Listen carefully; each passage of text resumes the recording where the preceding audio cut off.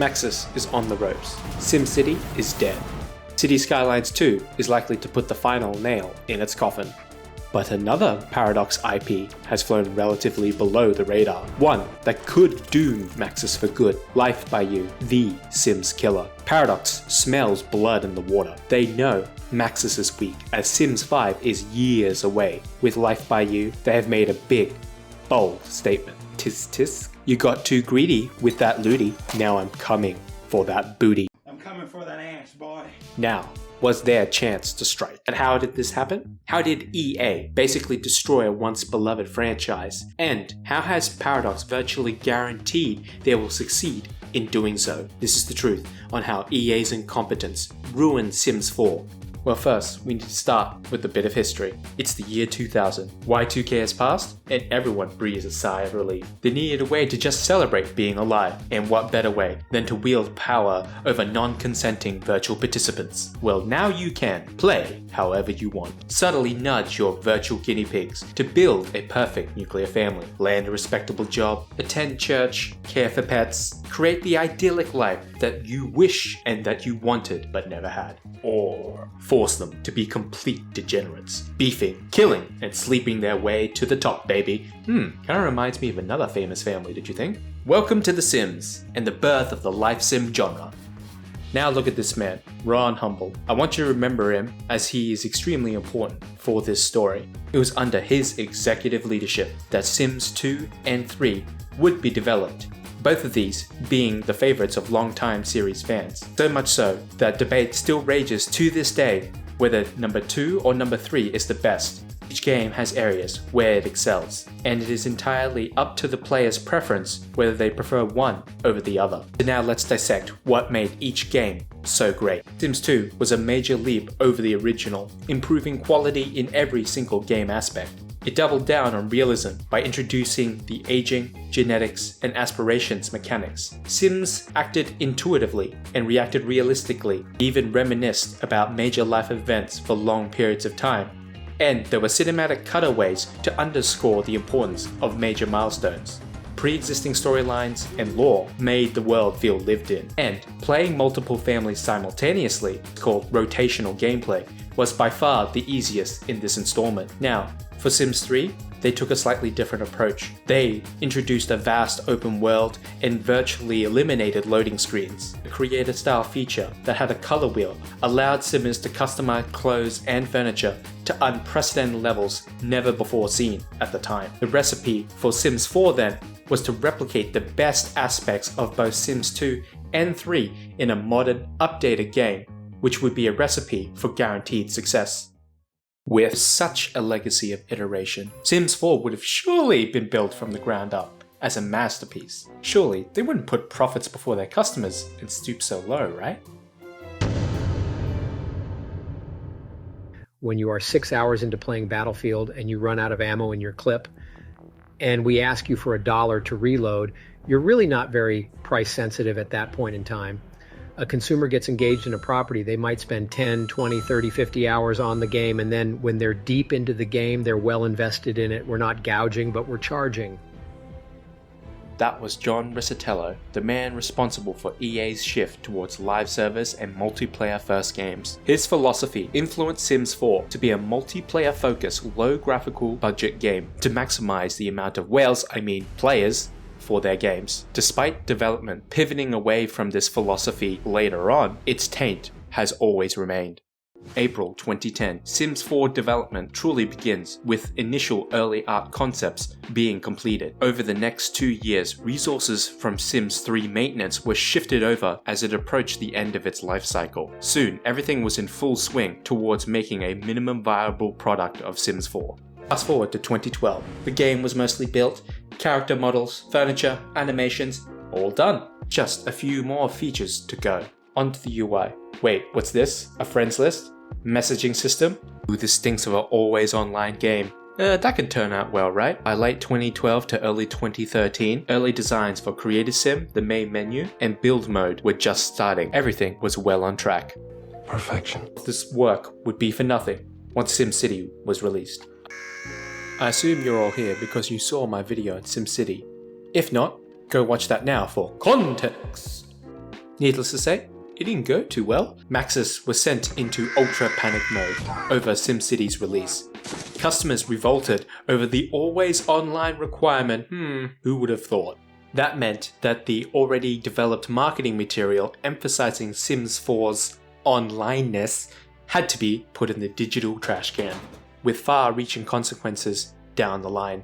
The poor launch of SimCity and free advertising it got afterwards forced Rosatello to step down, but by then, his influence had already done its damage. May 2013, the fires of SimCity are still burning brightly. However, behind the scenes, a decision was made. Sims 4 was to be offline. They had learned their lesson. They needed time to make the switch and to build the game from the ground up with a different philosophy in mind. Sims 4 was officially announced as an offline game to placate the masses. At the time, the marketing for it was praised for being mysterious, secretive, because there was only the character's eyes that you could see in the promotional material. There was so little game content, and it sent the hype machine into overdrive. Success! But why? It's because there was no game at all at the time of announcement. Things went from bad to worse for EA. The original March 2014 release date was leaked to the public. The public frothed at the revelation. Now, the time was set. Any significant delay or postponement of Sims 4 would mean alerting to the public that there were many problems. So shh.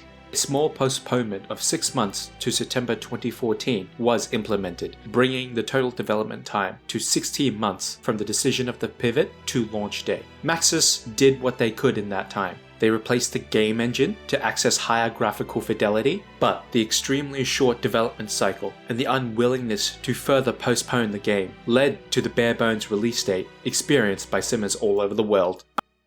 As a reward for watching all the way up until this point, I'm going to use the song of the internet historian to describe the issues with the release date of Sims 4. Enjoy.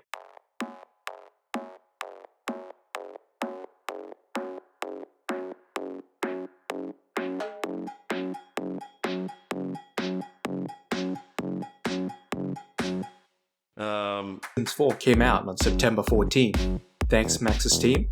First create a sim, find the map, it's grim. Where is that open world? I wanna almost hurl.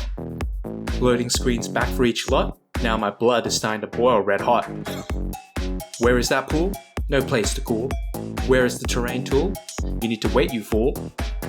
Toddlers are missing too, starting to think features are too few. Ghosts are missing, so who you gonna call? Thank God for that, there was no content paywall. No storylines cause fans much stress. My, this was such a mess.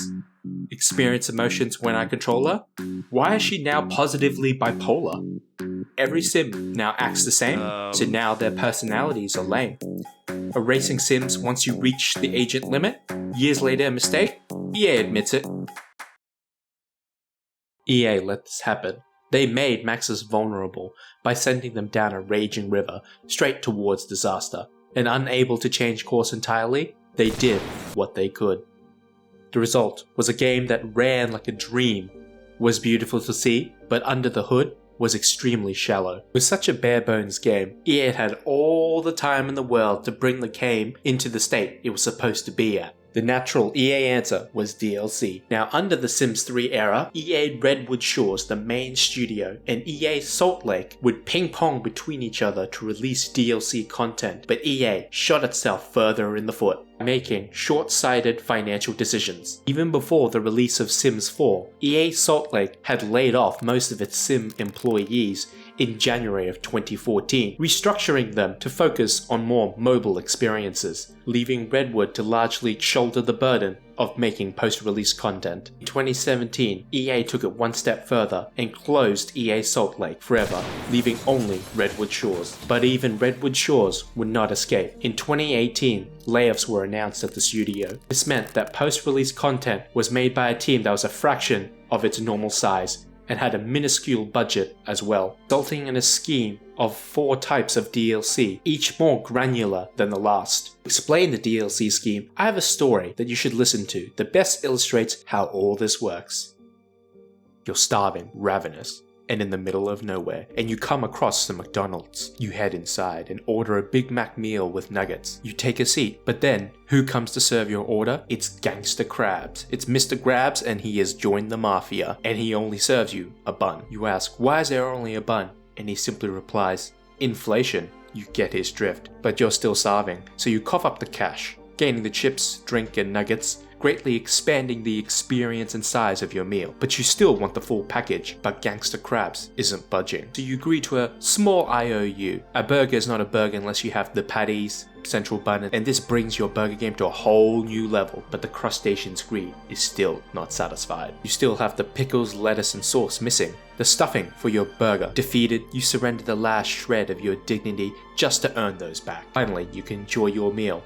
But as you start to take a bite, you notice that the sesame seeds have been conveniently left off of the bun. You protest at Gangster Krabs' pettiness, but this time he takes pity, and so now your kit is now complete, and you enjoy your meal with a side of shame and look down to see the IOU with a tally of the total cost, which comes to $1,575.55 Australian dollars. You're now in debt, and the only way out now is to sell your organs.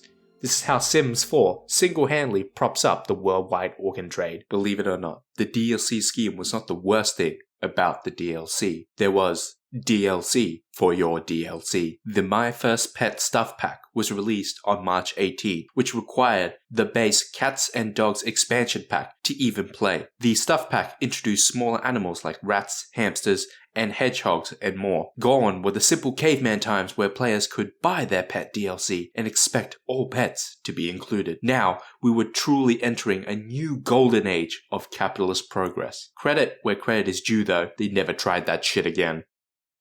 With many Sims fans left disappointed, the landscape was ripe for competition. Remember Rod Humble, the guy at the beginning of the video? Since all this time with Sims 4, he has been on a journey of his own. Rod Humble has been on an anime training arc to increase his power level in Sims development. Rather than tell you his story, I'm going to show it. So cue the montage!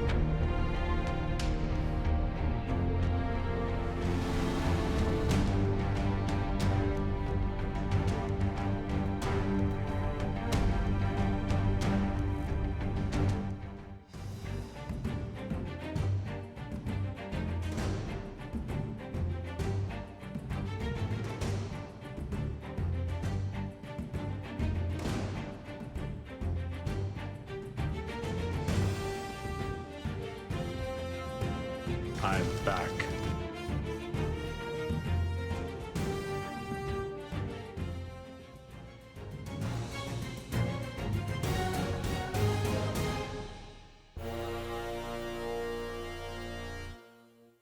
All Rod needs to do is simple. Recreate his magic that was Sims 2 and 3 in a modern game. With the limited information we have so far from the Life by You YouTube channel, let's see how he is tracking with the Sims 4 success recipe.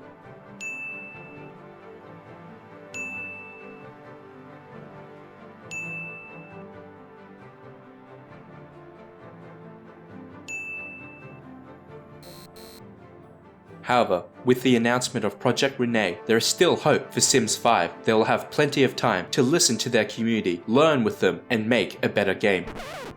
Nah, they're doomed. It's already bad enough for Maxis, with Paradox trying to muscle into their territory. But what I've neglected to mention throughout this entire video is that there are other life sim competitors. By far, the standout of all of these others is Paralyzed, a competitor built by a small 11-person team, entirely funded by Patreon support, meaning they will live and die by the simmer community's needs and wants.